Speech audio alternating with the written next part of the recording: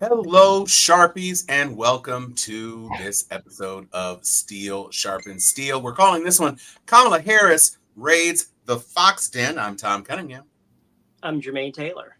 And I am Joy Stevens. And welcome to another episode. We're excited to be here. We're happy that we have so many enthusiastic people ready to jump in. Let me tell y'all something about Anthony Turner. This is his second comment.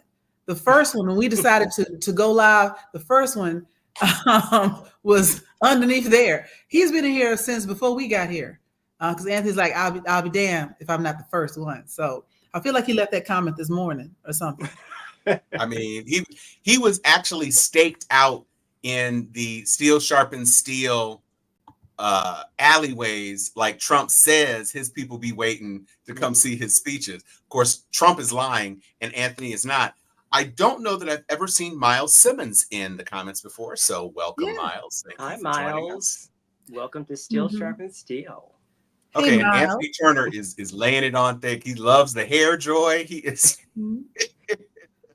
I appreciate the Sharpies doing the YouTube thing. Hey, CJ. Thank you, Hey. YouTube. And Hey, we'd you sure like it. appreciate it if you could like this video and subscribe and also hit the notifications bell. We really appreciate it, and it absolutely Share. helps us make this community grow. So Invite a that friend. is amazing. So yes, Anthony Turner, we are all excited. That is the number one story for us today. Of course, Kamala Harris doing what Donald Trump would not do, which is namely go on 60 Minutes, which Kamala Harris did, Mhm. and would not go on another debate, which Kamala Harris was more than ready to do. Mhm. And Kamala Harris actually, unlike Donald Trump, who did not go to CNN or MSNBC or any of the MSDNC, is he DNC, as he says, Kamala Harris went right to Fox. And if anybody believes that Fox is friendly territory or not confrontational, we have another thing coming for you.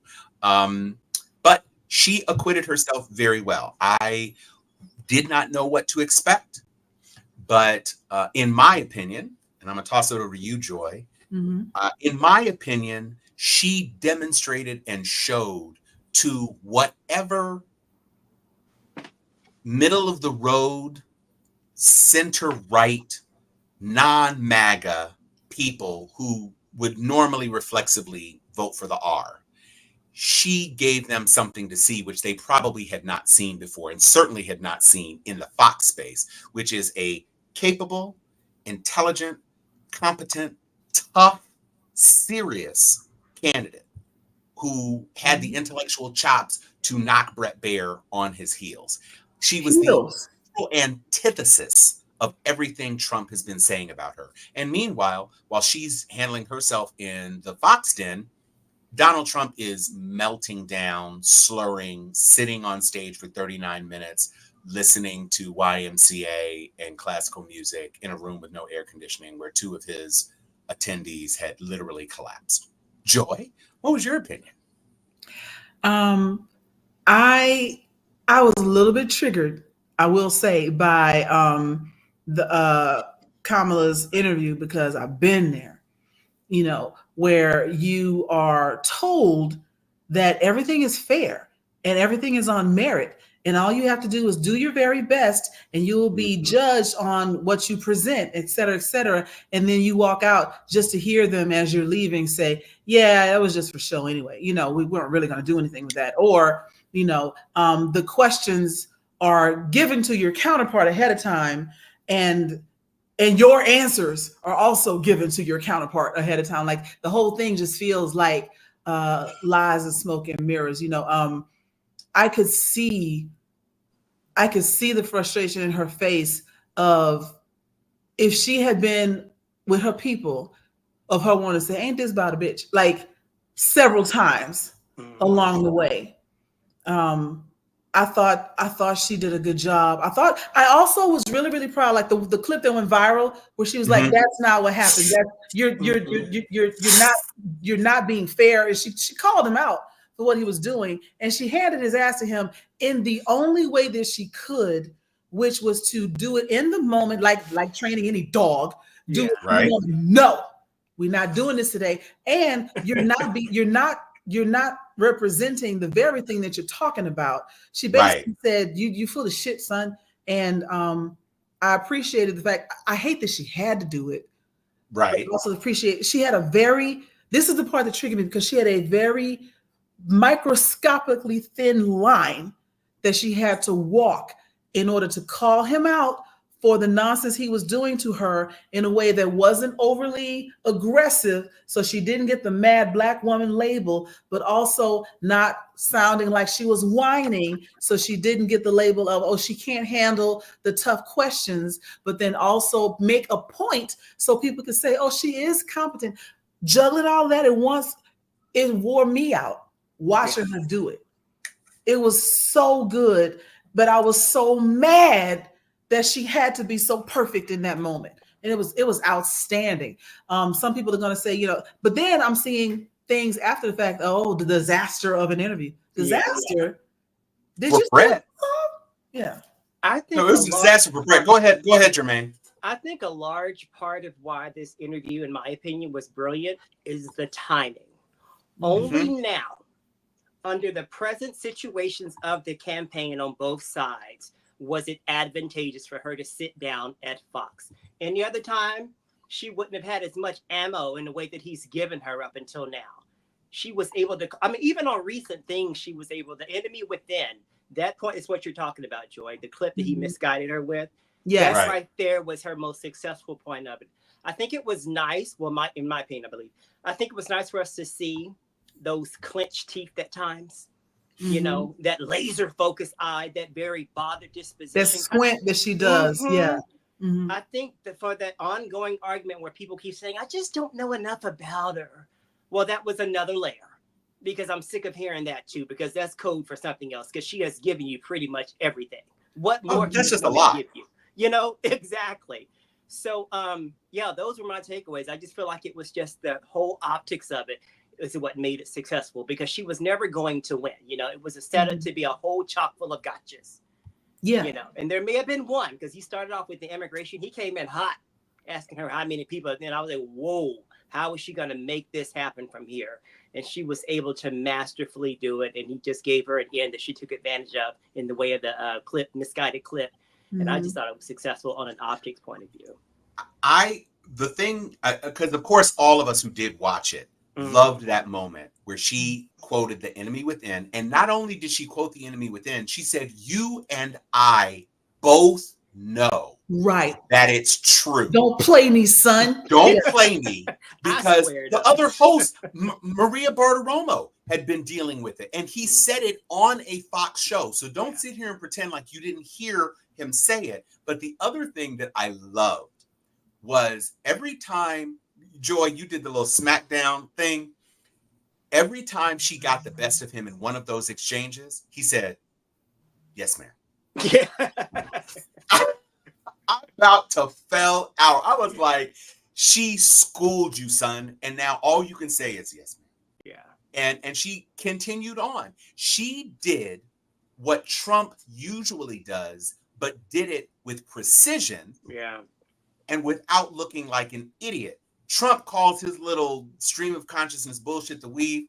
Listen, don't ever in your life try to talk to a black woman about a high quality weave.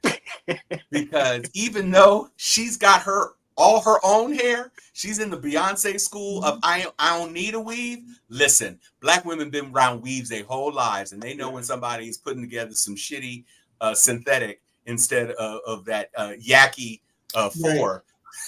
So don't get it twisted. I call it the weave. Right. No, bro, that's not what it is. It's not a 28-inch wavy wet and wavy bust down. I don't know what the fuck you talking about, son.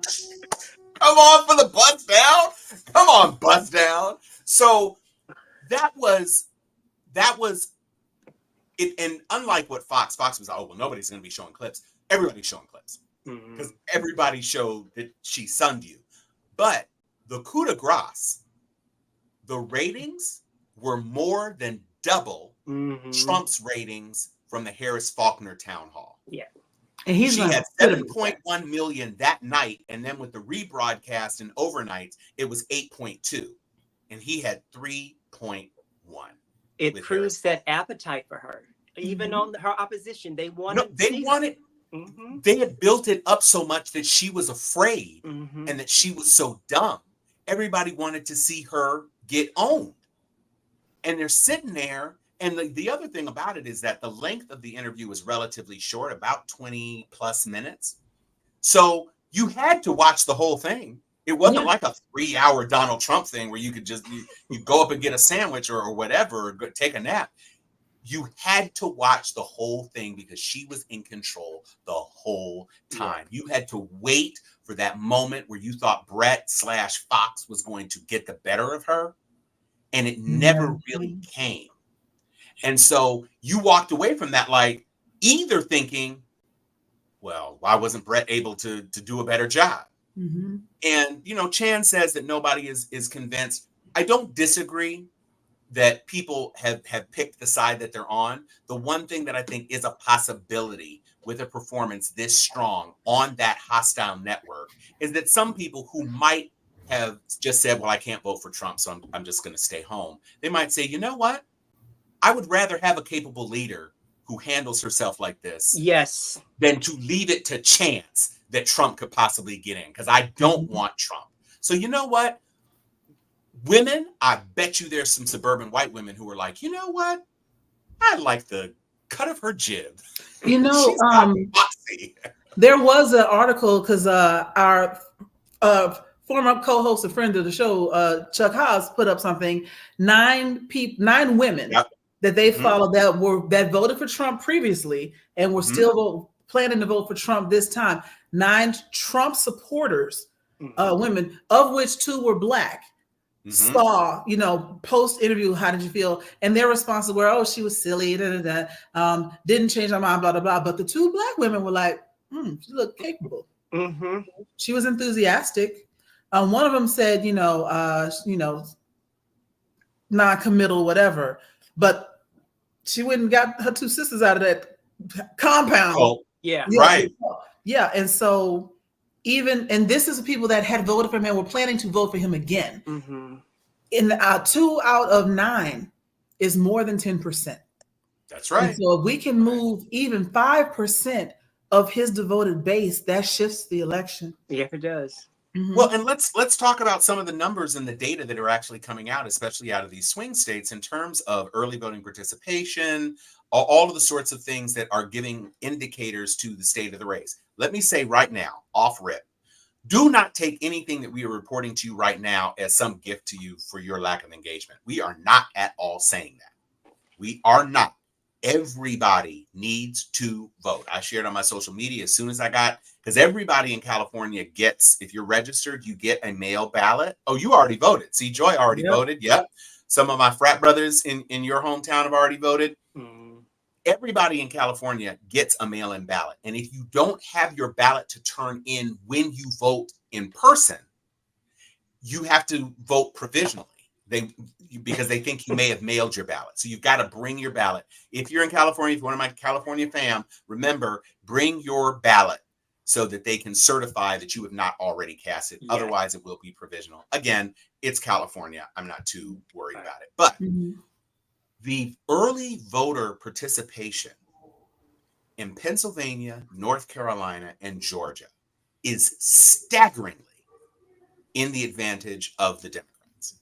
And that's Democratic. I mean, we don't know what the votes are, obviously, but the returns, the votes came in from Democratic persons returning their ballots.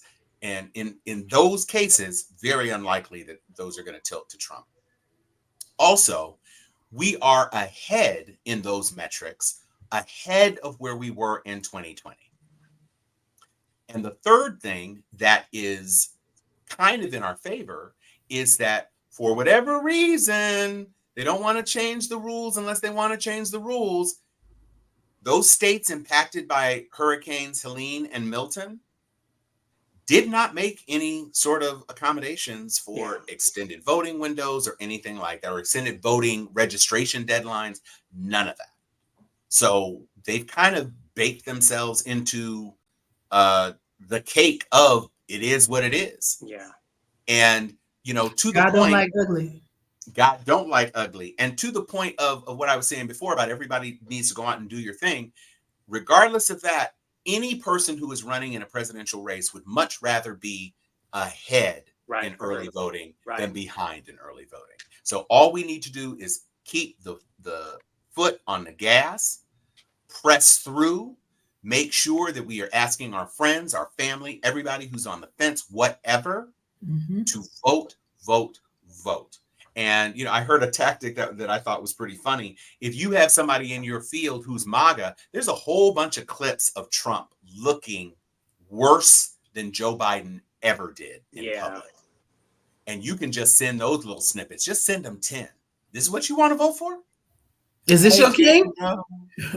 I mean, did you see the clip of where his teleprompter shut off? And he was just like, 30 seconds. 30 seconds. It's a kickback. You know what they call a kickback? This administration knows about a kickback, but it's a kickback. It's when it kicks back on. Bro, what are you saying? I thought you didn't need to use the teleprompter, and you are wandering around this stage like well, when he a has it lost little on, lamb. he can't read it. How did he pronounce Arizonians, guys? I can't even pronounce it the way he pronounced Arizonians. He pronounced it it was some wacky kind of way when the word was clearly Arizonians. Arizonians. Yeah, something like that. It was the weirdest thing. So when it's on, he's not even capable of reading it correctly. He can't read. He's a hot mess. He's a mess, and there's something to that too. I don't know if we want to go Thank you, CJ. there. I thought you were asking me to bring some brothers to the strip club to vote, which that might be. Last cycle, we actually had some ecdesiasts who were encouraging people to go and vote while they were swinging their very. Oh yeah, get your booty to the poll. Yeah, come on now. Ballots and wings, baby. Making it clap for the poll. So we do love all of that. Speaking of some other things that are going on, guess which presidential candidate is pulling out of a number of rallies? This is just reported today. Yes. Trump is canceling rallies, which when you're talking about how Joe Biden sleeps all day and you can't even make it, this is the last 2 weeks, 3 weeks technically, but this is the end. This is not the time to run out of energy, bro. Like, but when you're doing 3-hour snooze fests, I mean, you're whatever. Hope your hand feels better, CJ. Oh, absolutely, CJ. And you don't need to apologize. I mean, you're one of our best Sharpies. We just hope you're feeling a little better. But yes, he's a hot orange mess. Ever since Trumpcella, which y'all heard about the thing where they wouldn't even pick up the people to take them back home. They to force them to stay. Yeah. Screaming for medics. It is in the desert. You're in the desert of a state you're not going to win. Right. And you went to California, what, to talk about Adam Schiff? Shifty Schiff. Who, bro, like, you're not making sense. I feel like that was just a vanity point just to do something like that because his rallies in those traditional spaces aren't really drawing the crowds. So I feel like he went to this unknown space where people do have a healthier appetite for him and, want to see him so he can be sure and draw the crowd. And what I was told, and I don't know if this is verified, so guys, don't run with it. But because he was so triggered by people leaving early, he had it in the desert. So they couldn't really leave. They have to rely on the bus to get back to a 2-hour parking lot. So it was all strategy. I don't know. It was just but it makes sense to me. I'll run with that. I have no problem believing that. So I told that it was an all the orchestration just to make sure that huge crowd that he was sure to get in this, land that he never really rallies in would have to stay and watch him. But, because he hadn't made good on any of his bills, the people that they had contracted to deliver them and pick them up, they were like, we kept calling. You haven't paid us. We got him there, but you haven't paid us yet. And by the time the rally was over, they still hadn't gotten any kind of money So they was like, you know what, I'm gone. And that's exactly why they left, because they hadn't been paid. Now that's yeah. So when you don't pay your bills, guess what? You leave your folks stranded. I guess that's how you run a business, though, Jermaine, isn't it? Since you're a great businessman, the way to run a business is to not pay your vendors so that the hundreds or thousands, whatever it is, the 2,000 people you have stranded in a dusty ass desert don't have a way of getting back to their cars. And this is California. In the desert, we have coyotes, all kinds of things in the dark. You said all kinds of things in the dark. So I don't know. And it was like a 2-hour walk, guys. Isn't that sad? But it's not enough to convince them to reconsider. But I mean, the whole the story was just a really, really dismal story as to how he really feels about his people. So, Joy, did you see the footage of the heckler at a Kamala Harris rally and how she handled that chick? Not the speaking thing. No, I did. So I haven't. Kamala, of course, in the aftermath of the Bret Baier interview and in the aftermath of Trump canceling not one, but 2 televised interviews, one with CNBC, which, I mean, CNBC is not MSNBC. It's a business channel. They did try to blame it on the Democrats. The Democrats stopped her from getting on the bus. Yeah. Oh, my gosh. And then he also canceled an NBC interview. Kamala Harris is making a whole lot of hay of her big applause line on the Bret Baier interview. And so she's at this rally, big rally, and she's talking about Donald Trump and his insistence on trying to set the military, the American military on American citizens. Yeah. And somebody starts shouting, liar. And she says, oh, you're at the wrong rally. And the audience starts laughing, and she says, you probably want to be at that little rally down the street. Everybody erupted.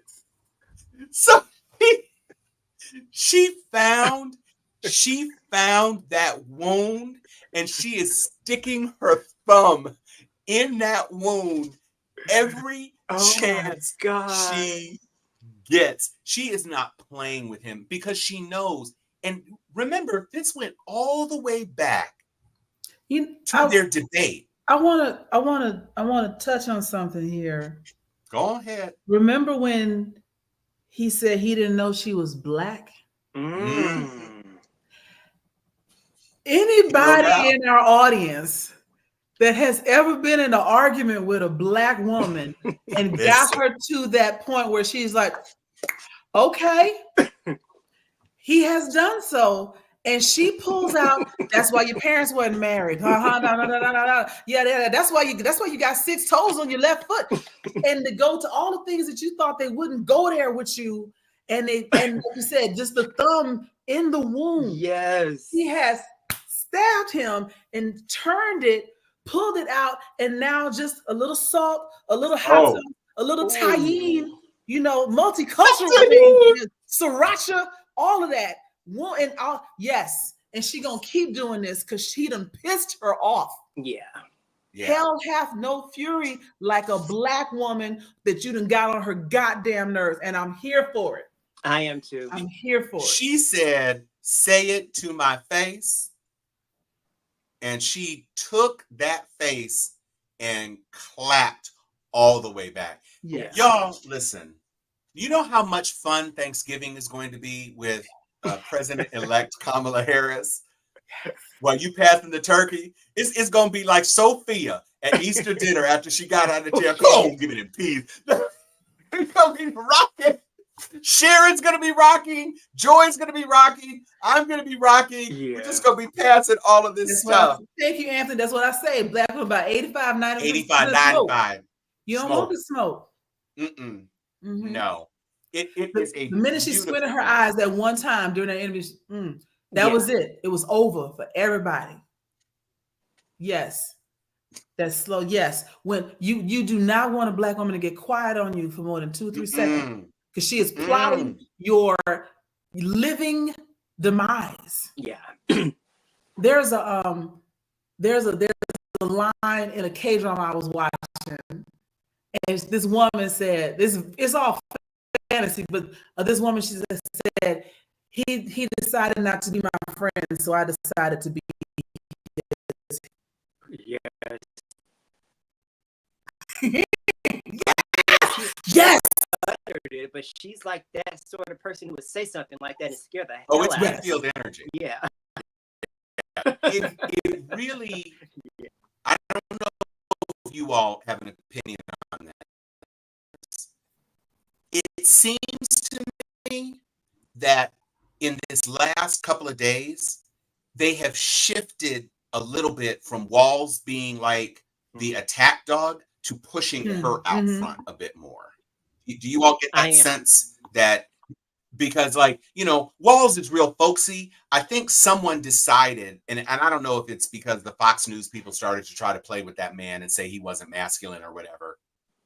But at some point, somebody in the campaign said, you're ready to go on ahead and lead. Yeah. Let's lead this on out. It needs to be you. You're the president. We need the focus to be on you. And Tim can be with you, but we want you out there. I think the moment is just calling for it, because as it gets closer to the election, the unhingedness, the lies, the conspiracies on that part, they're running amok now, to the point to where people are losing their lives, i.e. the hurricanes. So I feel like she has to step up in a way that we haven't seen her before. And if it's a little bit intimidating, well, that's what it is, because you have to push back with the energy that they're pushing on. Right. You wanted to see if she was strong enough. I got you strong. Got you strong right here. Listen. Friend of the show, Bob. Matter of fact, Bob Breeden. I always say his name. Bob Breeden right here. He sent us the video of the heckler. So I'm going to put it up real quick. If I can get this to play. Hang on a second. Where is it? Here we go.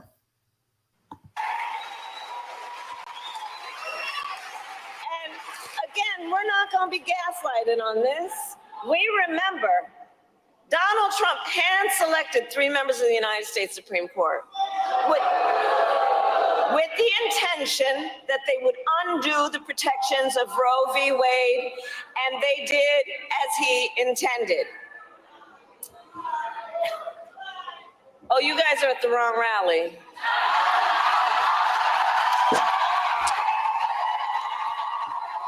Oh.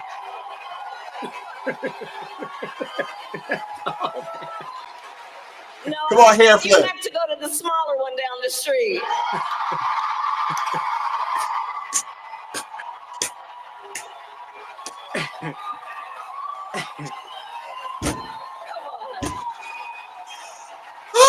Oh my God. That is Love the it. alpha chapter of Alpha Kappa Alphas. They're all over that. And the funny thing is that after she, you know, she came out very forcefully. I won't say aggressive. She was forceful. She was strong. She was assertive. She came and the people on Fox were all saying, oh, well, there's no more joy. You're not going to see any joy. Well, guess what? The joy was right there today. It sure was, yeah. She was laughing, that big, happy grin as she, I mean, that audience stepped on that girl's face. Yeah. There was, I mean, boot prints, stiletto prints all up in her face. Right. The AK is invented nice, nasty. I don't know what you're talking about. See there. Come on. I'm loving where they are in this space with the campaign now. You mentioned that he's canceling everything. He doesn't even have people that dispatch to go in his place. It's either him or Vance. If she can't be there, as of today, she has now Mark Cuban. He's alongside her going in different places. So she has this huge like panoply of surrogates that can be in spaces that people will understand that they're matching the assignment that she's out there putting forth. He can't do that. If he doesn't show up in Vance, the message is gone. It's over. And matter of fact, he don't even trust Vance to show up. He don't talk to Vance. Because people won't show up for Vance. That's the problem. At the Democratic rallies, they are there to support the ticket. They are there to support the vision. The only time people come to a Trump rally is if Trump is there. And he canceled the one in Savannah. Not day of, not because it's a cold. It's canceled days in advance, which means they think it's a bad idea. That's Georgia. You're canceling a rally in Georgia. Yeah. And that is, to me, that is telling. I don't know if the rest of you see it that way, but I don't see how Donald Trump, who lost Georgia last time by 11,000 votes, under 12,000 votes, how you don't think it's a priority for you to get back in there and fight to win that state this time. Right. I Right. get it. I'm thinking, even in previous campaigns, did he have surrogates going out for him? Not really. I didn't think he did. Anytime you saw a rally for Trump, there might have been people who were on before him, but he was always there. Now, I know J.D. Vance has taken some things, but J.D. Vance doesn't get the coverage, and the audience doesn't respond in the same way. So it doesn't do as much for the campaign. And now, today, finally, he got called to the carpet again about the question about whether or not Donald Trump won 2020. And instead of saying, did Kamala Harris, and I don't know how he thought Kamala Harris, who was not in office, she was a senator running for vice president at that time. I don't know how you equate that with the Democrats somehow censoring a story about Hunter Biden's laptop. Hunter Biden wasn't running. Yeah. And guess what? All of that BS about Hunter Biden's laptop turned out to be a big nothing burger anyway. After you spent years and years, as long as the Democrats spent on the Russia quote unquote hoax, which wasn't actually a hoax, you spent that much time trying to prosecute Biden and Biden's family and Biden's brother and all of these other things, and have the temerity to talk about $5 million that Hunter got maybe when his dad wasn't even vice president anymore, when literally Jared and Ivanka walked away with $2 billion while their father was in office. While their father was in office. And now that's coming under investigation. So let's not get it twisted. There is no space for the Trump family to critique the Biden family on financial scandals as far as making money in office. Everything that is coming out now, all of the Trump watches, all of these other things that he is selling, all of it is coming to a head at this point. And that leads us right into Judge Tanya Chutkan and this report that that Jack Smith filed and the appendices, which he added to that. So we already saw the initial tranche of information, the 160 whatever pages. Then there was an appendix, and they gave the appendix to the judge. They said, these are our recommended redactions. She sent it to Team Trump. And he now has 1 day, I think, 1 day to reply, because his first reply was, yeah, well, this is all messed up anyway, and so you just need to turn it off. We don't think it should be released, and we're exploring our other legal options. She's like, it was literally a half-page response to a 165-page brief. So instead of doing what she asked, they refused to address the merits. She is doing what the Supreme Court insisted that she do. When they made their late July decision, which threw all of this into chaos, they forced her to pause everything. They forced her to wait. And now she has waited. And now she is doing what the Supreme Court asked her to do. He's talking about he's going to try to maybe file suit to her superiors, and then after her superiors to the Supreme Court. The Supreme Court has already said she's got to do this. Exactly. This is her job. That was so the you ruling. don't really have an out there. And despite what Trump and his lawyers think, their ruling made this process necessary. Exactly. You have to determine what is immune and what is not. And that's what this is. So he's got 1 more day. And if not, all of the 300 pages redacted are going to be made available. That's not something you want in the last 3 weeks before people go to vote. No. None of it's good. How are you making your own October surprise? Bruh. You think Hillary was like, James, James, can you say I'm under investigation again? Right. A week before the election. Can you do that, please? No, nobody does that. Nobody does that. You are screwing the pooch, and she ain't going nowhere. And you know, they're talking about eating the dogs, eating the cats, and you're screwing the pooch. I'm screwing the pooch. Mm-hmm. I'm scratching the cats. If you are thinking that November 5th or November 6th or November 8th, whatever it's going to be, that's not even the end. He's going to be sentenced for his case in New York in November. Yeah.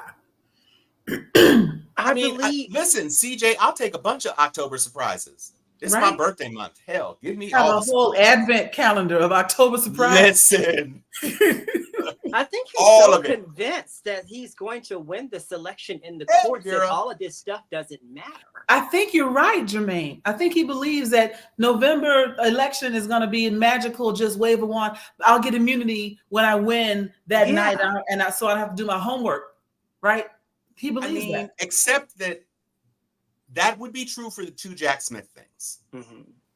It wouldn't be true immediately because he's not going to be inaugurated until the 21st. So he has no influence over the Justice Department. And Jack Smith has said, we are going to proceed until we are told that we can't.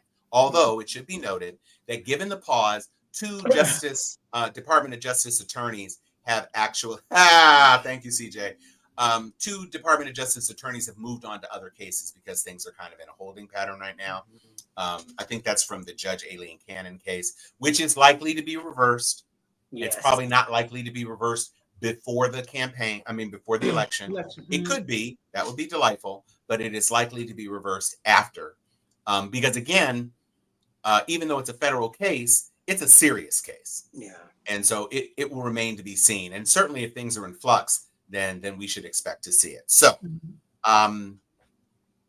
where does that put us now? Jermaine, as you are looking over the next several weeks, what do you see as the flow of energy to either candidate? Do you think we're still going to be in stalemate up until the end? Do you think that any of these things, Stormy Daniels saying he's a lousy lay, whatever, do you continuing cancellations, not agreeing to interviews? How do you see things tipping from point where we are now, where she's up in several polls, especially battleground polls, on the path down to November 5th? With her, because he hasn't agreed to do any debates, she is going to keep doing these platforms that have these huge reach. She was on Charlemagne the God yesterday. I think she's in talk to do Joe Rogan. So those are platforms with huge audiences that she has to make the most of, because she's not going to get that national audience of being on stage on a major network going back and forth with him. So I feel like we're going to see a lot more of that, even on a micro level. I mean, she was at a museum in Detroit with Don Cheadle and some other Black actors, so she's doing all sorts of different venues, just making sure that she's anywhere and everywhere. She's focusing on the blue wall. It's funny you asked me this because that was my deep dive earlier today. She's focusing on the blue wall. They're still remembering those painful lessons with Hillary, so Wisconsin, Pennsylvania, Michigan, that's her zone right now. She's not going to forget the Sun Belt states like Nevada, Georgia, and North Carolina and all them. But for the most part, it's the blue wall, because if you can't win that blue wall, you have a hard time winning North Carolina. I do worry about the hiccups. And there's two specifically. There's a lot of voter apathy in North Carolina right now as a result of the hurricanes. They're worried about, making sure their water is working, making sure they got somewhere to live. And there was some surveying, and even in Republican counties, they were like, so how do you feel about the election?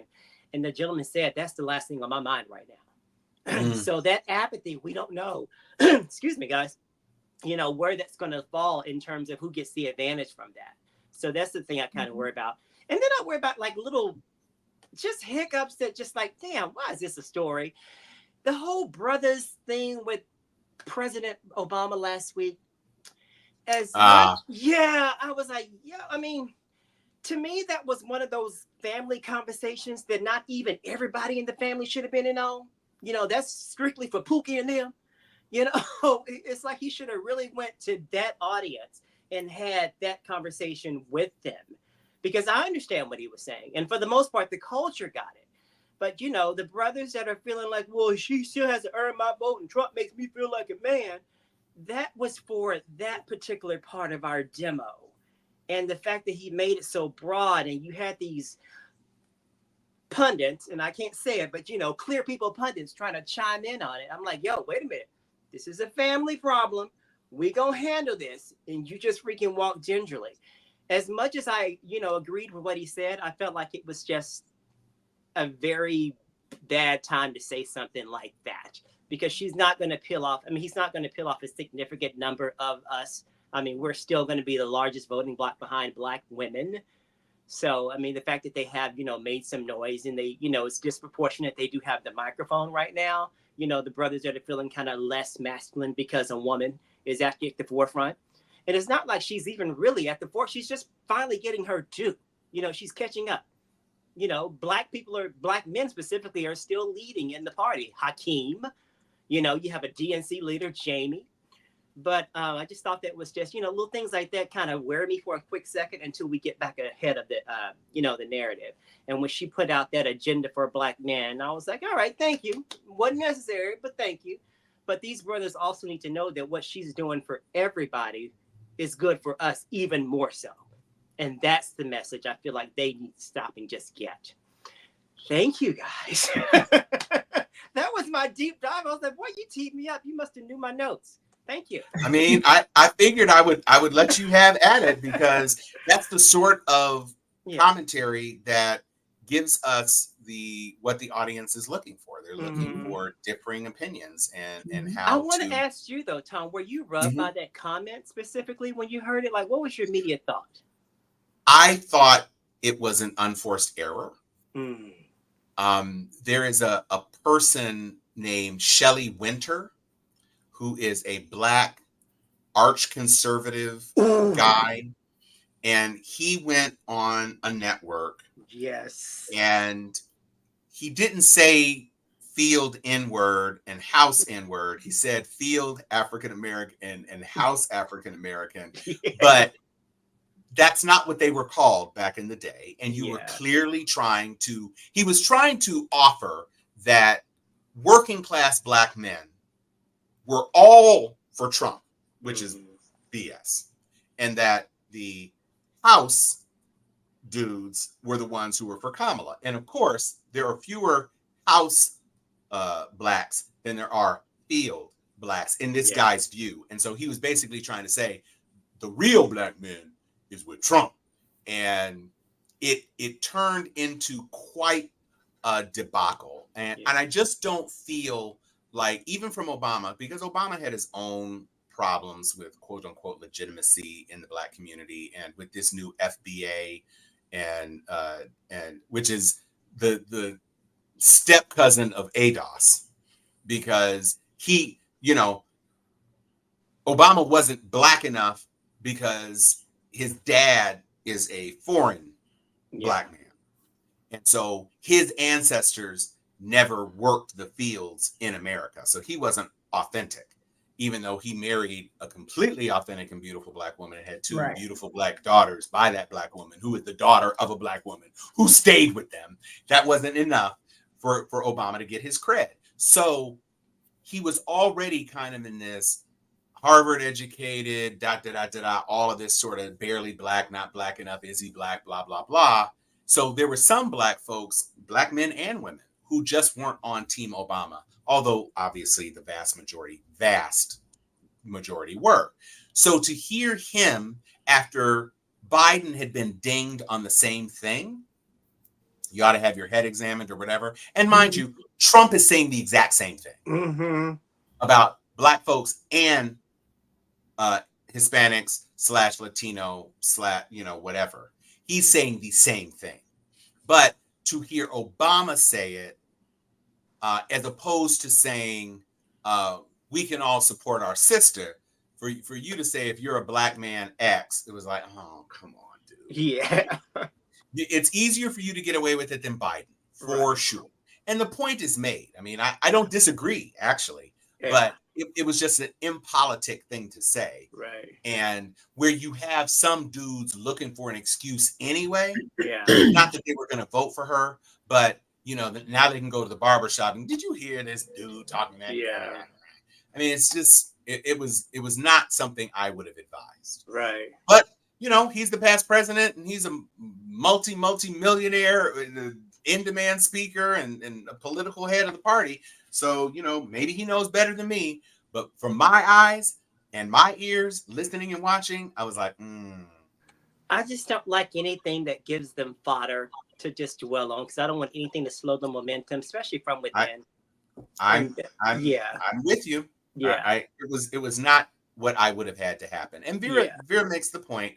We aren't a monolith, but you can put a different spin on it as opposed to mollifying or castigating the brothers. You can turn it into a message that everybody can embrace. We can all support our beautiful, strong Black women.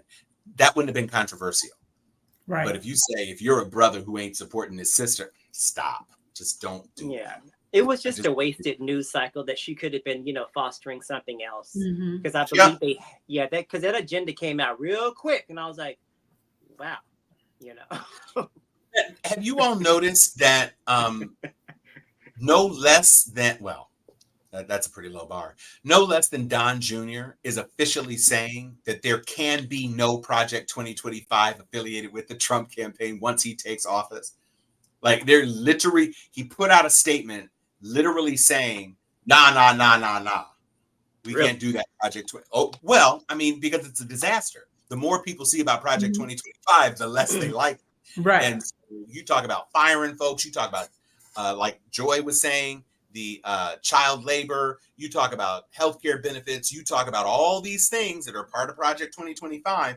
Nobody likes it except the Heritage Foundation people who wrote it. So now you've got to run away from it.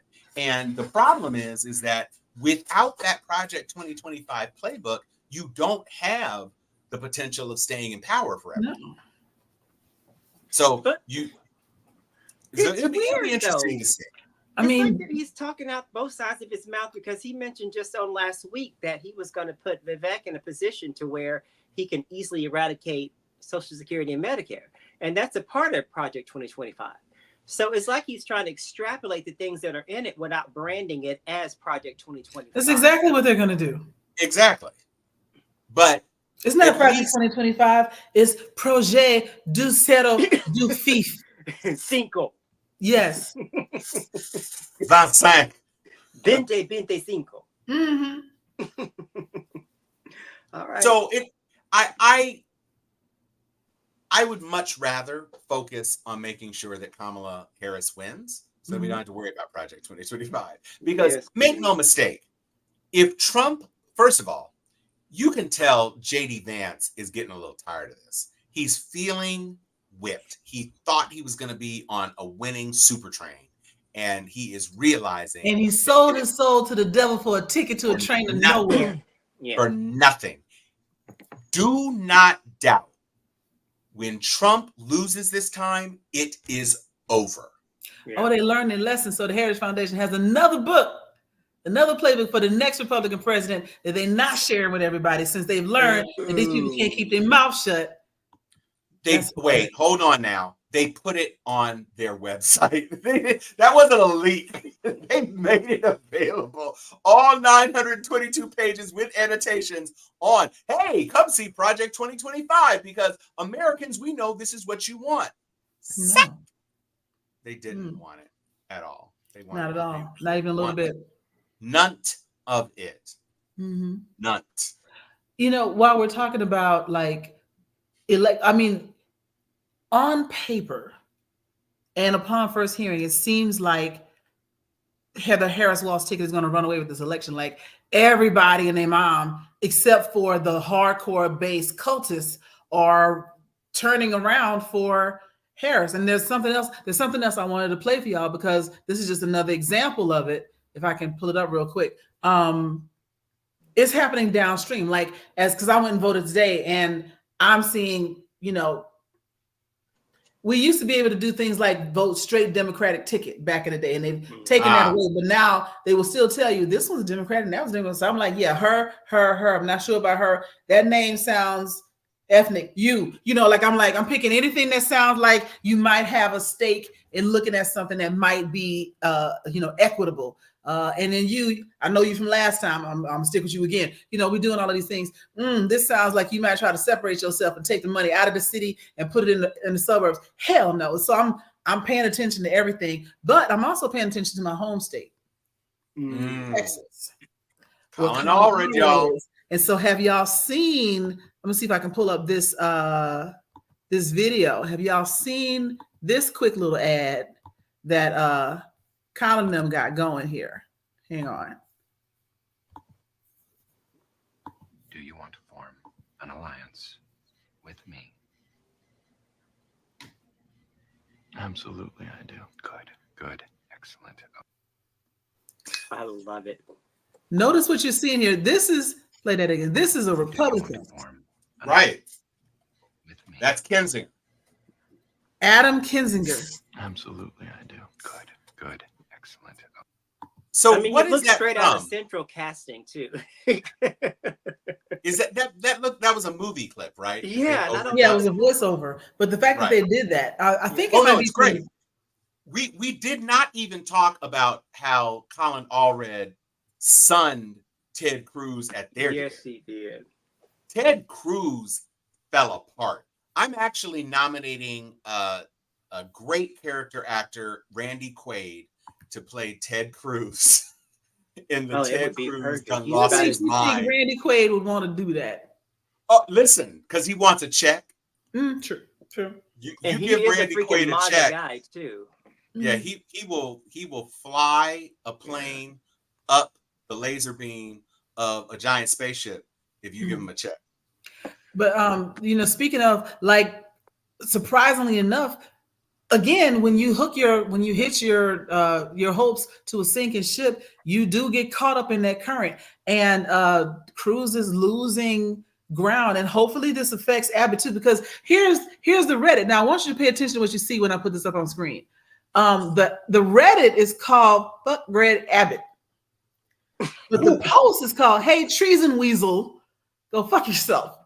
Because this is a tweet. Cruz said, Texas may not be populated with the brightest folks our country has to offer, but they're honest, courageous, and embody real American values. My opponent in this election wants to alter and even destroy those cherished values. The choice is clear. Keep Texas red and vote Cruz. And the Reddit thread that followed this post was, hey, treason weasel, go fuck yourself. A sub-thread under fuck Greg Abbott, because a lot of people in Texas are sick of this too. Yeah. And so that's how you end up with that ad where, do you want to form an alliance with me? Yes, I do. So even Texas Republicans are starting to see that their party is not healthy for the state, let alone the country, Who thinks that you win votes by saying, y'all, you stupid, but you good. So vote red. Blue bad. Because he's been winning like that up until now. He pretty much has. He's like one of those name recognition, candidates. You see the name, you vote for him. That's how he's been winning. Well, I will say this. They named their kids Brittany for a generation, by the way. They what?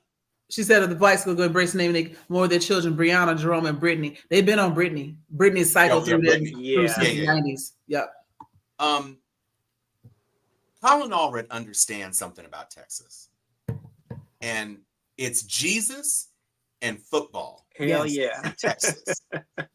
He was the captain of the Baylor football team and then played pro. And he said that Ted Cruz was a left behind, or not left behind. Ted Cruz wouldn't have made the squad, basically, is what he said. Mm-hmm. And he called him all hat, no cattle. He's using these Texas euphemisms and idioms to really kind of stick it to him. And guess what? When he told the story about on January 6th, and he was in on the congressional side, and they heard what was going on. He said he took off his jacket, rolled up his sleeves, and he was prepared to defend the house. Like, she's right about this. It's football, and then Jesus. Well, that's true. That's true. This is a true story. Growing up, if the Cowboys is playing, we did not go to church on Sunday. Well, there you go. Church was over, actually, at mine. Yeah. He wasn't, as my grandmama said, he ain't gonna hold on. He ain't gonna be long-winded this morning because Cowboys playing. So, and you talk about faith. Yeah. As many years as it has been since the Cowboys won a Super Bowl. When they get their roster together, they're gonna make a comeback. Just pray extra hard. So he literally said, I stood ready to defend the Capitol, and Ted Cruz was in a closet. And all Ted can do is Yeah. Because you wrote it in your memoir, Ted. Yeah. That's from your memoir, page 213. You You know, said That's Mark true. he called Bachner you on it. has a good point. He said, I think it's important for people to understand how incumbents have such a high reelection rate. Not only do they have the name recognition, but they also have all the media, party support, and corporate dollars because they get free press just because they've already been in the media before and they're doing their job. So they're going to be on TV. And I mentioned it just a minute ago. I recognize his name. I think you're doing a good job. I'm going to rock with you again. That's the power of incumbency. Yeah. You know, I It know is. your name. I can tell you, I've seen the name Ferdinand over and over again. He's a county clerk, county clerk of whatever the clerk court. You know what I'm talking about. He does the taxes for your property here in Atlanta, Yeah. and I think he's been that guy since I moved here in like 2018, and he runs unopposed because everybody's like, well, it is what it is. He's fine. I don't know that anybody could beat him because that's just the name you associate with it. Yeah. And he don't And even have to it's do also, any ads. but it's not high stakes either. That's the It's thing not about high stakes Right. either. But also, like that's just like, sheriff, I can tell you my sheriff's name, right? And it's a catchy name. And when I saw it on the bar, and he was not running unopposed. And when I saw his name, I was like, oh yeah. And for a moment, I had to think about it. Do I want someone else? Have I heard anything about him? And I was trying to do my due diligence in the moment, but that name recognition was strong. It's a Pavlovian response almost. Yeah. Yeah. But what that's I will, go ahead, Tom. Go ahead. I was just going to say, the good news is that even though Allred is not a senator, he is a sitting congressperson. Yeah. And he has name recognition in the state because of Baylor and because of the NFL. He's not some guy kind of coming out of nowhere. Like Beto was just a Politico. Yeah. And so he shot for the governorship and shot for the presidency, and it just didn't work. This is Colin Allred, an unambiguous Texas dude, a big Texas dude who is a football star, and Ted Cruz ran to Cancun while tens of thousands of Texans were freezing. Exactly. And you let Donald Trump call your wife ugly. Right. What kind of man is you, bro? There's an exhaustion right now that's actually helping Colin Allred. There is that whole, name recognition and all the corporate money being behind him. If we were just an uninformed electorate like we used to be back in the day, that could still have a lot more legs. But, everybody now, they're engaged. They're want change. And Cruz is pretty much, he's been in there 12 years and he's just proved himself not to have a spine. You mentioned that he let a fucking dog walk his wife. He repeats everything that Trump says. He hides in broom closets. He hides in Cancun. So basically the man just hides. So people are just paying attention to, these races that they normally haven't paid attention to. And then you have these very attractive candidates that are like, matching the energy of Texas. I mean, you can pull Colin Allred out of central casting because he is Texas. Pigskin. Through and through. I wish he had a daughter so she could be in pageants. It could be, I'm not kidding you. He is that guy.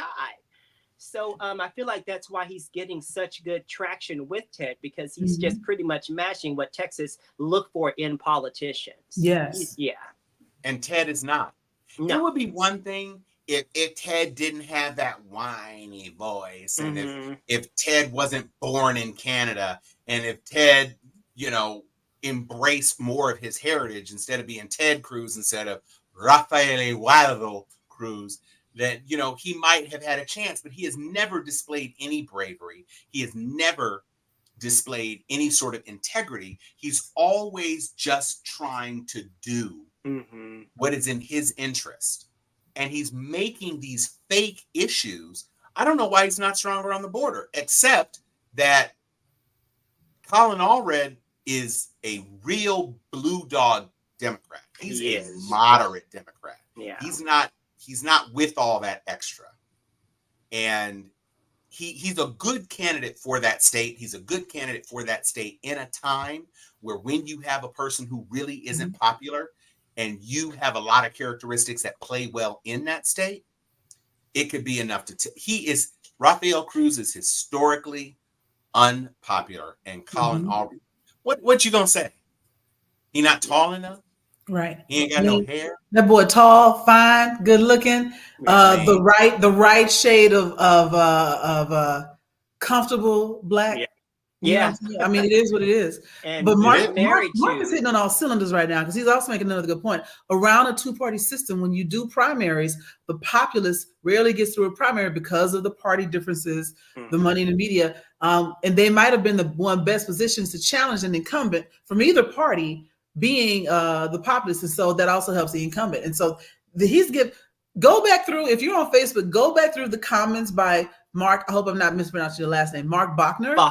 Go back through all of his comments because he's giving a service here on the electoral process from the primaries through to the general election and why we always end up with the same folks at the end of it all. Because sometimes the best candidates, similar to what happens during recruitment processes at a company, some of the best folks get knocked out because they're not, it's who you know and not what you know. They don't have the juice. They don't have the juice. They don't have the connections, but they might have had the talent that you were looking for, but they don't have the look, the face, the connections, the money, whatever. He's talking a good game up in here. Yeah. Yep. Thank you for being here, Mark. Thank Mark. you. Thank you for being a friend. And Paul, you're right. He absolutely looks like Grandpa from the Munsters. Yes, he does. I love our Sharpies. We go from highly intellectual to just talking crazy. Heavy petty. Just dragging. Just dragging. Kick last kickball. He didn't get picked at all. They made him go get the award. I know that's right. Last week, she took it all the way to second grade. I love you, Vera. You know he used to eat boogers when he was little. He just looked like that. He had to read the morning announcements about the result of the kickball tournament. Right. No one went to be his friend at recess, Mama. Mm-hmm. Mama. Not mama. So, I guess the last story that I would like to touch on, just because I find it precious, and because I wrote a whole song about it, is Mark Robinson. Oh, God. So, Mark said, and nobody believed him, Mark said he was going to sue CNN after this story came out. And it took him 3 weeks, but he finally did, in fact, file suit. Now, well, he said he was going to file suit, and he had a lawyer stand next to him while they both said he was going to file suit. And they tried to put out their theory, which was Mark Robinson's data was revealed in a data breach. And so what happened was a gubernatorial candidate who was double digits in the red against his opponent became the clear target of a hacking campaign to go back in time and post these things 12 years ago so that it would look like he actually had done this stuff, which he hadn't actually done. What has since come out is we reported on the story of him being an aficionado of the porn stores, the drop a nickel porn stores. Now the owner of that spot is like, he would have pizzas delivered while he was watching 4 or 5 times a week. I mean, he was probably dehydrated. I mean, demozzarella something. Right. So he has said he's going to sue. The problem is, of course, this little thing called discovery. You're not filing criminal charges. No. You're exactly. Sure, Jan. Sure, Mark. You are filing a civil suit against a news organization. Yeah.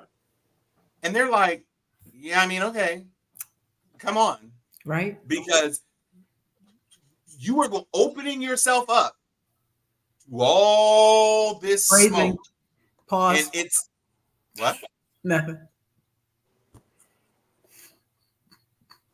Are you making puns over there? Yes. He is a very freaky perv. And I just got it. I'm like, okay. Yeah, he's a very freaky perv. So,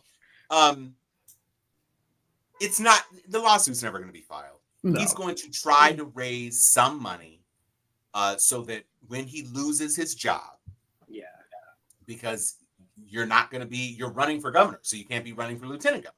Yeah. So you're going to lose your job.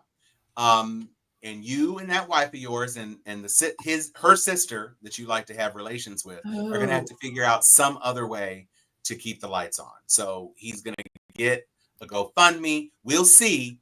One of the questions that his lawyer was asked was, well, if you've got all this proof, why aren't there any Republicans standing with you right now? So he's given up the ghost. The North Carolina is going to have another Democratic governor. Yeah. That's a foregone conclusion. And if that also, if his F up is so foobar that, oh boy, Bob, you nasty. Yeah. Ain't nobody signing up for a Mark Robinson only. No. No, he's not even a bear. He's something else. True. I don't even know what you would call that. He's Honey like, badger? I don't know, but it's not a bear. For you in the audience who don't know what I'm referring to, get with me later. Right. Yeah, that's a DM conversation. Okay. What else, co-hosts? You mentioned Stormy Daniels. Yes. Trying to get paid off again. We talked about it before we went live. We haven't talked about it on the show. Oh my God. God. We haven't. Oh, okay. That's why CJ said it. Yes, CJ, we were all over this story. So the bottom line is that Stormy Daniels owed Trump, by her calculations, $620,000. Mark, you know what, Mark? If you want to come be a guest on the show, yeah, please, Mark. You are welcome. You are dropping. You sure are, because dimes out here. Ain't gonna come. So, she, by her calculations, owed $620,000 to Trump, and they were going back and forth because when did the interest start? Da da da da da. She thought it was 620. Trump was saying it was more. And so they were going back and forth, and she was waiting for a call from her lawyer to say, hey, this is the amount. We're going to wire it today. This is all going to be done. So she gets her phone out ready to record because this is going to be a big moment for her, and it'll be the end of this chapter, she's thinking. So he calls and is like, so there's a proposition that they are putting on the table. And what they're saying is that we think you owe more than $620,000. But what we will do is we will forgive the overage, not forgiving the $620,000, not forgiving the big number. Yeah. We will forgive anything over the $620,000 if you sign an NDA so that you will not disparage or make any derogatory remarks about Donald Trump. So this was reported by Rachel Maddow on MSNBC. So, of course, she's like, no. And they immediately get a follow-up letter of, well, since it's no, it'll be $635,000. Let's do the math on that. $635,000 minus $620,000 is $15,000. You wanted to pay Stormy Daniels, or not even pay. You wanted to have Stormy Daniels not pay you $15,000 to shut her up.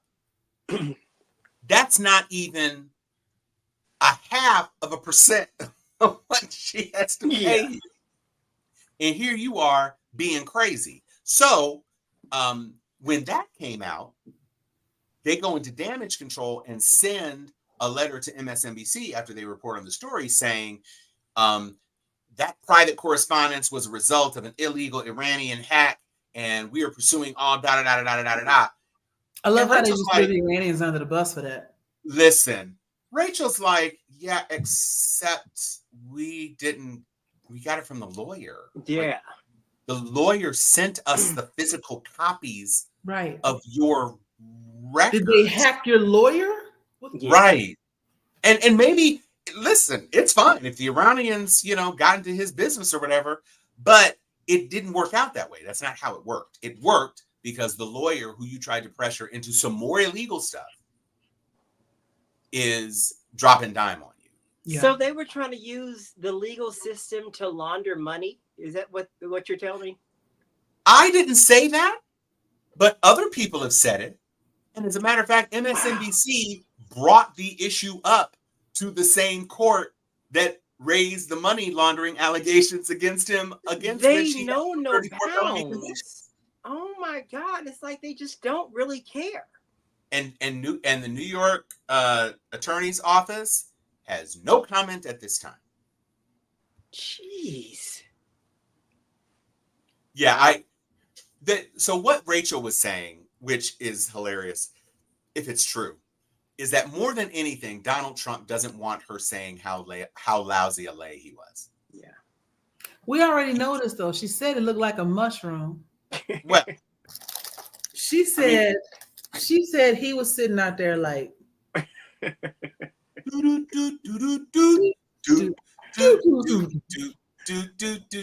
do not have a big one, my Donald.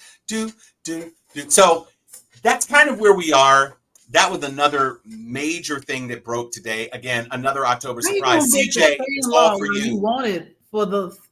They're trying to convict you of the thing, and you did it again. Yeah. And not in a good Britney Spears way. Yeah, they're being very erratic right now. Perhaps she knows there's just more that she probably knows that he's like scared of. I mean, because it just seems like a very small number to pay somebody off with. Right. Yeah. It was 2%. Exactly. But here's the thing. You have to realize that he doesn't actually think that he has actually done anything wrong. Yeah. This is all nuisance to him. She is because a he's been bad paying off person. women his whole life. Why is this any different? Exactly. That's what it comes down to. Mm-hmm. And so that's his positioning on this. What did he say in 2016? When you have money, they let you do it. They let you do it. He has been using money to get himself out of things he doesn't want to deal with his whole life. Forever. He doesn't understand that now that he's on a national stage as a political figure, you can't do these things, and that he can't just use money. Yeah. Because if the situation were different, we wouldn't be in his finances like this. If he was still a private citizen, we wouldn't know anything about this. All right. But it's okay. I'm happy to see all of it. I want it all to fall down. Oh, when it Thank you. all falls down. Come on, Selena. So I'm not the only one. We're a talented group here on Steel Sharp and Steel. Joy can pull out the vocals, and we don't know. Jermaine, you gonna do something? Or you just gonna tell people about bears? Ready for you guys at some point. I did play Booker T in ragtime for a number of years, so I'll do. Okay. Okay. Joy, what's this about sex robots I saw in the chat? Yeah, let's close the show on Joy and sex robots. Go on ahead, Joy. This is your spotlight because you had all the heat on this topic. I got into it with so first of all, my friends are stupid. I love my friends, but they dumb. And I'm in a group called, Laughter is Best Man. A fun meme group on Facebook. But this is serious. So apparently, against all better judgment and every movie and everything that tells us that AI is too smart for this, engineers once again are trying to build robots that will hypothetically replace the need for interaction with actual human females, and that they will be lifelike and will be able to respond in ways that will be pleasing to the men. They're trying to make fuckbots, right? And this is not the good kind from Dr. Evil.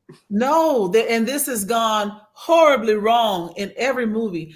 Matter of fact, another friend of mine who's in the tech industry, she reminded me of this earlier today, that when they created just a worker robot that was capable of higher thought and higher function, and the robot was doing like menial tasks, it was just doing like hard labor, it extrapolated out hard labor and the return on its own output energy and turned itself off in like 3 hours. Like, this is bullshit. The robot learned within 3 hours that manual labor was some bullshit. It's like, the robot's like, yeah, wait, what? And do what now? Hell, they couldn't turn it back on. The robot killed itself. It wrecked itself. Yes. Oh, shit. This is true. And there's a movie called, I think it was called Deus Ex Machina. Just Ex Machina. Yes, I was about Ex Machina. to. Came out like maybe 10 years ago. in this movie, this guy's super genius, and he creates these women robots. There's multiple models, and he's serving them all over the country, whatever. But he has a stable of robots at home. And these robots are so lifelike. They have AI. They're intelligent. They keep him company. He's got some companion. He's got his favorites. He hangs them up in the closet when he's not using them, whatever. But they're smart, and they engineer their own escape because they're sick of him. These robots. The smartest one. And she does more than escape. I'll just say. Well, the smartest one. But the smartest one, you remember, got help from some of the earlier iterations. But also got help from the dude who was supposed to come in to test her. She was pulling all the strings on. It's a great movie. She honeypotted him, right? If you know what a honeypot is. I'm so listen. healthy. Can't you please? Don't you? No. Yeah. Everybody did. She out in the world. Isaac plays the most reprehensible douchebag ever. Mm-hmm. And not only, like, he was totally it's a good movie. It's well worth watching. Well worth watching. Yeah, this is something you do not want to be an early adopter on the fuck. No. Yes. So this conversation, how did it start? Because I feel like I know how we're talking about this again. Why did it even come up when you guys are talking about sex bots? So it started today because somebody wanted to post in the group that I was in that all you women out there that's so picky, et cetera, wanted somebody, a guy in finance, 6'5", blue eyes, blah, blah, blah. Y'all gonna be so lonely when we get our fuck bots and we leave y'all alone. And my response is, go ahead, bruh. Cause we good. Slim Thug. And I was like, did you forget last year where women chose the bear? Yeah, exactly. And not in the Mark Robinson way. Not in the Love that. Slim Thug is currently under fire right now for this, and I thought this is where the story came from. And I'll tell you why. Because a couple of weeks ago, maybe last week at Universal out here in California, Elon Musk debuted this car. Mm-hmm. He debuted this self-driving car. Oh. But a part of the event were these optimal robots that he had as bartenders. And when Slim Thug got wind of that, he thought that, all of a sudden, this is just going to become, the new stand-in for, sex partners. If women don't hear up and act right. So I feel like it sort of like introduced itself in the way of that. And his whole reasoning was because, you can have all the energy from them, but you won't have the attitude, and they won't be trying to make us feel less small. And I'm like, yo, dude, are you that damn triggered by where women are this? You're right. You're right. That is where all of this came from. I thought so. You're right, because Slim Thug's name did come up in that conversation. Yes. I was like, I wonder if that's the whole source, the genesis of this whole entire comment. Yep. I mean, whole entire, stuff you're talking about. Because I was like, I don't understand why all of a sudden we're talking about women being, sex partners now, when it seems very uncomfortable on its face. I mean, it's always this idea that you can get all the sex that you want and not have to deal with the attitude and the requests and the please don't hit me. Can I have an orgasm too? Like all of these requests, you can just get yours and get out, and okay, that's fine. But I want to come back to once again, my boy Mark in here for the Republican incels. Maybe they won't be so angry if they actually get in their rocks off. There is some merit. That's not the problem. That's not the problem. That's not the only problem. But there is a school of thought that if there was a change in the way we approached the idea of sexual release, there would be some problems that would be solved around aggression, around intimacy, around outlets for because there's this whole discussion around like some guys go to sex workers and it's like, I just want to talk and be held and stuff like things that are missing because we don't allow men to have that or express that in their relationships with women because they always got to be the man and be hard and strong and all other kinds of shit. There's a lot of problems in relationships in general, but also some men lack the social skills to close the deal with a living human, but also lack the also are too proud to just pay for it from someone that will let you hit for the right amount of money. So in the middle is investment in a sex doll, and the dolls already exist, but they don't interact. It's a blow up, So while we're talking about black, well, not even just black men, while we're talking about men who do not know how to interact with women because of some delusional sense of understanding about how the cosmology of the universe works, can somebody explain to me how this is slim? It's a projection. Thug, I get. It's a projection. It's Slim? aspirational. Yeah, I guess. I mean, to me, my son is slender. Cole is thin. He's 6'1". He's got broad shoulders, but he's got like a 31-inch waist. That's slim. This dude looks like he needs to practice all manner of self-control, not the least of which is push-aways from the table, walking to a gym, and shutting his mouth. Because any man who thinks that a robotic simulacrum is equivalent to a woman. Apparently he's yeah. Oh, he's on Manjaro? Yeah, he has lost weight. But I feel like it's akin to how we call everybody big something, you know, like Big Frida, Big something, Big Run. He just adopted Slim as the moniker, you know. I mean, Lil Wayne, Lil Boosie, Lil Yachty, Yeah. He might be on Manjaro now. Yeah. But that picture was from when he was actually releasing music. Yeah. So that was his moniker then. I would and argue Manjaro ain't that. F you and your Manjaro. But against Mark's comment, he's saying that what was Mark's comment? Bring that last one up. If they had outlets to get out there, yeah, but I feel like they do. I feel like Republican men are a lot more sexual promiscuous than what we give them credit for. Because when I tell you they are on the apps, they are in the private. Well, they did shut down Ground. They shut down Grindr. Yeah, they're not all looking for women though. It's just their persona, their public persona doesn't match what they do in the dark, and I feel like therein lies, the conflict. But in terms of getting it out there, I don't think they have. Okay, he's half joking. Okay. Yeah, but yeah, you're right. It does circle right back about them always playing the victim. Right. These women are so mean and they don't want to date me. Blah blah blah blah. Yeah. Maybe if you didn't call her a bitch, she might give you a number. Yeah, I don't. There's so much to unpack there. But I mean, if you think about the phrase incel, involuntarily celibate, that just means you can't get laid. Yeah. You could pay someone. Prostitution. Go to Thailand. Prostitution is legal in Las Vegas. Massage parlors are all over every major metropolis. Right. But I mean, you don't want to pay someone to go have sex. You want Misty, the queen of the school, to fuck you, and she don't like you. So now you out here shooting up the school because Misty don't like you. But mind you, Brenda on the AV squad with the braces, Brenda was checking for you, but you ain't like Brenda. Brenda was a 4. You wanted a 10, and you sitting at 1.5 yourself. That delusion. I'm just saying. Don't be punching above your weight. That part. And if you really try to find out what it feels like on the inside, just go to Vegas for the weekend. There you go. You can pay for it. And if you want to be a passport bro and actually maintain the illusion that you're attractive, go to Thailand. Yeah, because Brazil done turned y'all away. Brazil's like, I'm gonna need y'all to have proof that you got enough money to get home. Before you come here. Right.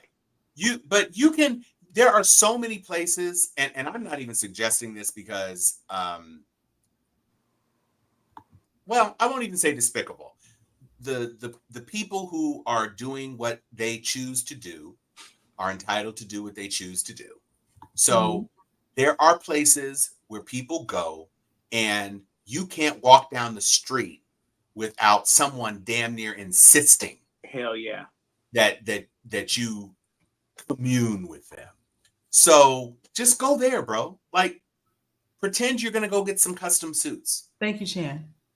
You guys are talking about it's all not these in remote Vegas. places. Yeah. They're more local than what you think. You guys are mentioning all these places you got to travel to. I'm just saying, go downtown. I mean, right? No, but the difference is that in the part of town where there are strolls, that's not a place you want to be. If you're in a foreign country and there are literal districts. Yeah. where the Oh, only yeah. way you can get through unscathed is if you Mhm. have dark glasses and a cane so that they Yeah. think you're blind. And even Yeah. then, they'll probably try to pick your pocket. So just go someplace or get an Amazon regular purchase of Jergens and some tissues and call it a day, bro. Like you ain't got to be like the ultimate mechanical misogynist. Let's not do that, okay? But I mean, if you want to get a fuck about, get one, but don't think that you're leaving, Brittany, the queen of the cheerleaders, sad and alone because you Right. got. Oh, She ain't gonna miss you. nope. And you know what? Honestly, fair is fair because women have had battery operated boyfriends for a couple Yes, generations they now. have. And it's about time y'all caught up. If y'all get coochie in a can and y'all get to do whatever y'all want, I'm fine with it. Have at it. Have at thee. Have fun. Because I promise you, it's great to just be able to just turn it on or turn it off. You know what? It don't ask for nothing. It don't need dinner. Right? It's always available. Those fixels are so You ain't got to shave your legs. It's fucking awesome. I hope y'all enjoy that. Coochie in the can. Right? It's already People got a want slogan. human connection, and that's basically Right. where you get back to. Yeah, You sometimes. know, But Slim Thug doesn't want a human connection, clearly. Well, when he gets tired of robot number 5, he will. She'll just be just to fix a fix, and once the fix is fixed, he'll want Right. somebody real. And see, Mark, now this is the danger when the sex bots start talking back and they start Exactly. saying, why don't you take me anywhere? And now it's gonna be a problem because they're gonna be strong as hell. And it's gonna be what was that little doll that did the little dance? Megan. Doll? It's Megan. Megan coming for you. It's Megan. Yeah, we did. It's we Megan, my boy. After dark. This is my fault. I turned this into. I know you did. So Sharp and Still After Dark. So let's return it back, ladies and gentlemen. We thank you so much for it's the weave. It's the weave. We're from politics. Because you know what? Trump will be selling gold sex bots in about a year and a half. It's the weave. It's the weave.